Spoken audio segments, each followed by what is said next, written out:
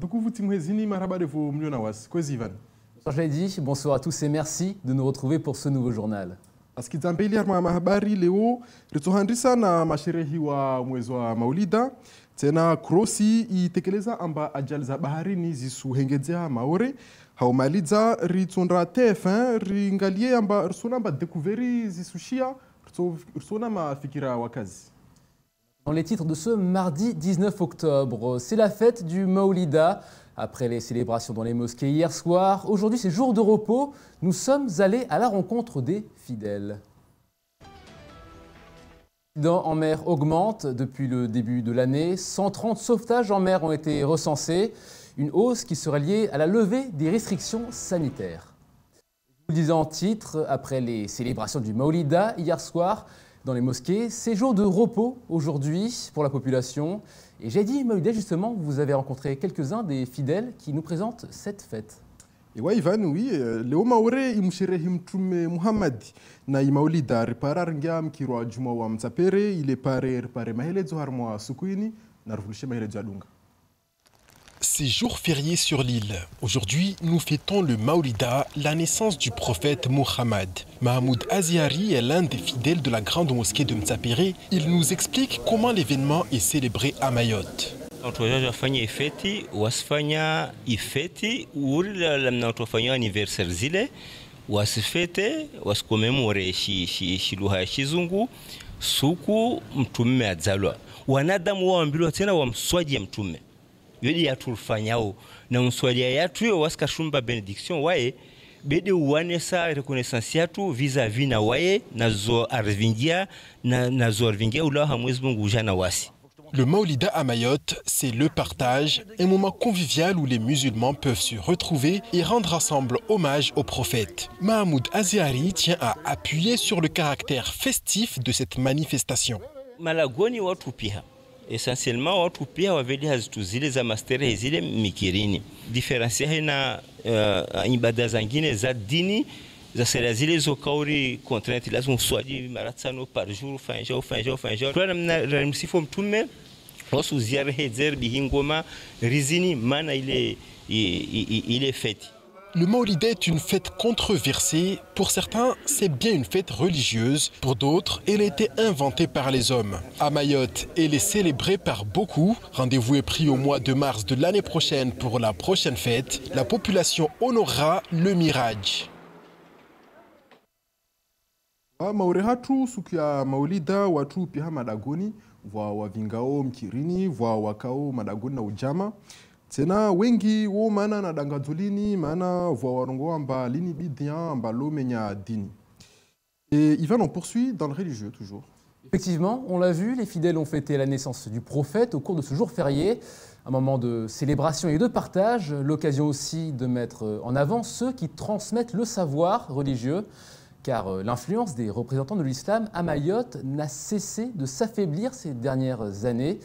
Un problème pour beaucoup qui considèrent que la perte des valeurs conduit aux violences que nous connaissons aujourd'hui. Écoutons le Kadi Oustad lors de la matinale. Nous sommes les clans musulmans.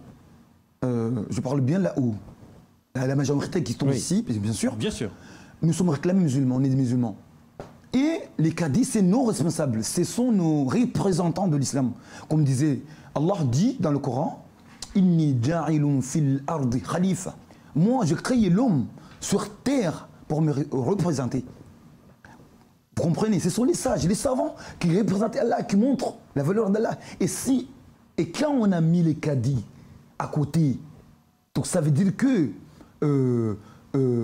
nos responsables n'ont pas de place. Et plus nos responsables n'ont pas de place, plus on n'aura pas le temps d'expliquer notre religion, et plus on n'a pas le temps de l'explication de notre religion, et plus nos religions disparaîtront. Pour nous tourner vers la mer, où les accidents augmentent à Mayotte. Depuis le début de l'année, le CROSS, l'organe qui coordonne les opérations de sauvetage en mer, a procédé à 130 interventions, un nombre en hausse qui serait lié à la levée des restrictions sanitaires. Ewa krosi lini de jumba la Faransa lihifadhiwa na uvamsada wakazi wakanaotamu baharini jana wavamsada la kayabuza pande za moya na runge ya mahelezo ya Ivan Rakotovao. La scène s'est déroulée hier en fin d'après-midi, à environ 500 mètres au large de la plage de Petit Moya. Sur ces images amateurs, on distingue une petite embarcation à moteur, retournée par les vagues. À gauche, un navire des affaires maritimes se porte à son secours. C'est un bateau de plaisance à moteur d'une longueur de 6 mètres qui en fait se trouvait donc sur la plage de Petit Moya avec des conditions de mer assez formées. Donc là, une vague de travers a provoqué le chavirement de l'embarcation. Dans le jargon technique, on était sur une mer 2, ce qui reste quand même assez favorable.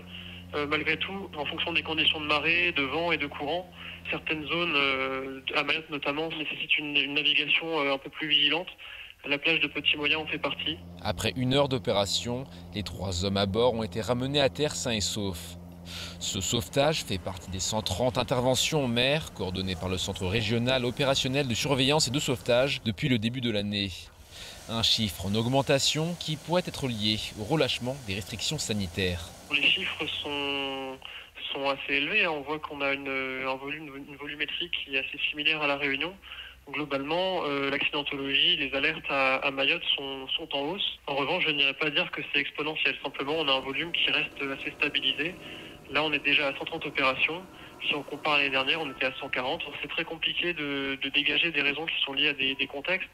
On peut toujours parler du retour à la vie normale, entre guillemets, suite à la levée des interdictions liées au contexte sanitaire. Peut-être que cela joue. C'est certain qu'on va se retrouver avec peut-être plus de plaisance et d'activités nautiques en période de retour à la normale. Et le nombre d'accidents en mer pourrait s'aggraver lors de la saison des cyclones. C'est pourquoi le CROSS va mener d'ici quelques semaines des travaux d'anticipation.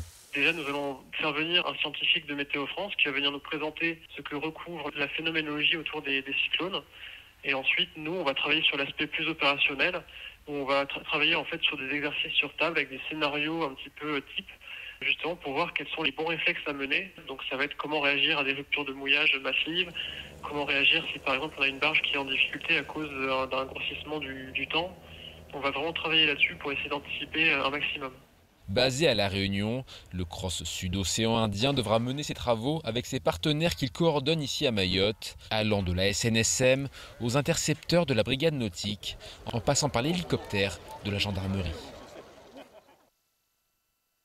Yani murima pompier ya majini waika barja sama baharini hamfano wawode wajau wahifadhi takavusi hijiri tungu hatwari vani raha muhaka akoma ne krosi izia ajal za paramia wa 30 ne muhajana zika mazaska para harna pio mwaha 140 tena harna mfumo wadunga wantu wahazwa krosi watu zirengeleza ile pari wakitayari lera wakati wa daruba ito parao maori.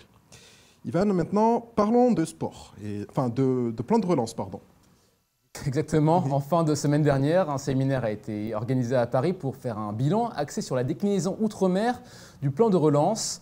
4 thèmes ont été abordés, la compétitivité, le soutien aux entreprises et à l'emploi, la transformation agricole, le soutien à la commande publique et les collectivités locales. Mayotte a obtenu 94 millions d'euros sur les 5 milliards accordés aux outre-mer. Écoutons Saïd Omar Wali, le maire de Dzaoudzi l'Abattoir, qui évoque les besoins pour notre île. Tout le monde ici a parlé de l'efficacité. Et que l'efficacité, c'est quoi? C'est adapter peut-être territoire par territoire, je dirais, le plan de relance. Je prends un exemple, la transition, je dirais, énergétique à Mayotte.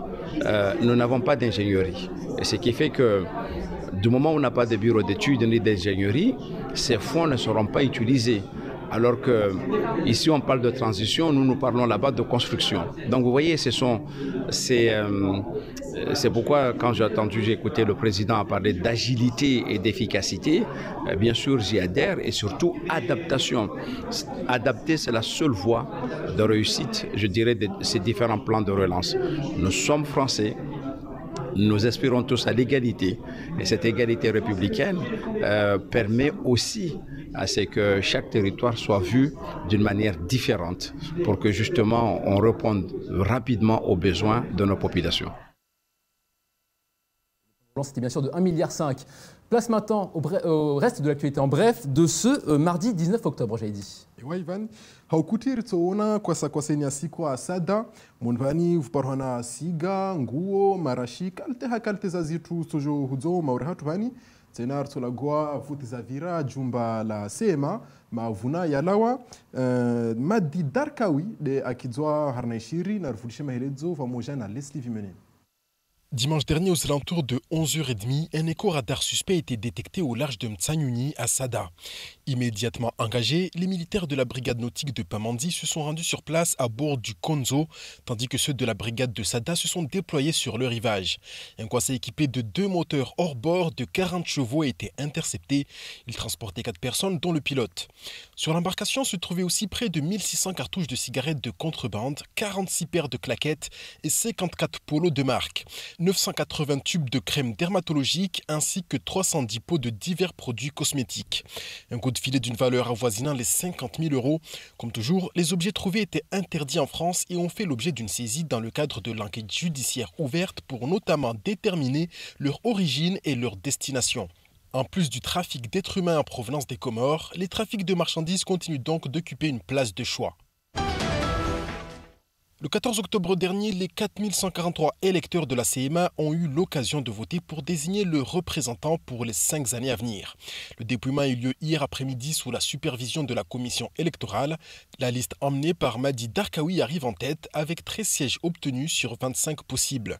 La liste de Mansour Kamardine arrive en seconde position. Il obtient 5 sièges. Madi Bakoui s'aliste à la 3e place et se voit accorder 4 sièges. Enfin, Omar Djoundi ferme la marche avec 3 sièges. L'Assemblée générale du 12 novembre permettra aux 25 élus de choisir leur président et les membres du bureau. D'ici là, les tractations vont aller bon train. En effet, si Madi Darkawi est arrivé en tête, la somme des sièges de ses opposants est de 12. Si l'un des membres de sa liste se range derrière les opposants à la faveur d'une meilleure offre de poste, l'identité du président sera remise en cause. Tous les coups risquent donc d'être permis d'ici le 12 novembre prochain. Dans les départements et régions d'outre-mer, la loi relative à la transition énergétique pour la croissance verte a fixé comme objectif de parvenir à l'autonomie énergétique à l'horizon 2030. À Mayotte, le programme SEIS a pour vocation de sensibiliser et accompagner les entreprises et collectivités de Mayotte à la maîtrise de la demande en énergie. Il propose aux professionnels mahorais, notamment aux TPE-PME, des outils gratuits et sur mesure afin de connaître et comprendre leur consommation d'énergie pour ensuite agir afin de mieux la maîtriser. Les offres sont prises en charge à 100% et permettent aux entrepreneurs, collectivités et salariés de participer à plusieurs actions entre ateliers de formation, kits de mesure et de suivi des consommations et accompagnement vers les dispositifs d'aide disponibles à Mayotte. CES vise un objectif de 250 professionnels mahorais engagés à la fin de l'année 2022. Et Ivan, parlons de sport, enfin, et de handball plus précisément. Exactement. Ce week-end, les handballeurs et les handballeuses de Tsingoni ont remporté la Coupe de Mayotte. La commune règne donc en maître sur la discipline chez les femmes et les hommes. Tâche maintenant pour eux de remporter la Coupe de l'océan Indien à la maison. La compétition aura lieu en juin 2022 à La Réunion. Écoutons le coach des féminines, Abdou Badirou, ce matin sur Cauzy. On va faire cette qualification avec une grosse préparation parce qu'il ne faut pas qu'on fasse la Coupe de club champion un jeu. Il y a besoin de préparer cette qualification. Moi, je suis content que cette compétition ne se fasse pas brutalement et qu'on ait le temps de préparer nos deux équipes, qu'on ait le soutien qu'il faut sur le plan moral, sur le plan technique, sur le plan financier, afin que nos joueurs soient à la hauteur des enjeux d'une Coupe de club championne de l'océan Indien. Voilà, donc pour moi, c'était important que je puisse faire ces petits rappels pour que les gens puissent se remémorer. Et puis, oui, après l'accueil populaire et triomphal à Tsingoni dimanche soir, la population de Tsingoni mérite mieux encore. Mais aussi les joueuses, les joueurs, les encadrants, les dirigeants, les supporters doivent être mis en valeur. Pour cela, nous avons pensé organiser une cérémonie, une réception pour présenter les 2 trophées remportés par les filles et les garçons. Et on termine ce journal avec un phénomène qui touche un Français sur 2, celui du découvert bancaire. Une étude récente l'a démontré, le découvert sur tout le territoire est en moyenne de 232 €. Pouvoir d'achat en baisse, train de vie trop élevé, quelle est la cause ? Arna Wafaransa Weli, Moja, Weika, Amba Weshi a découvert haraka haraka.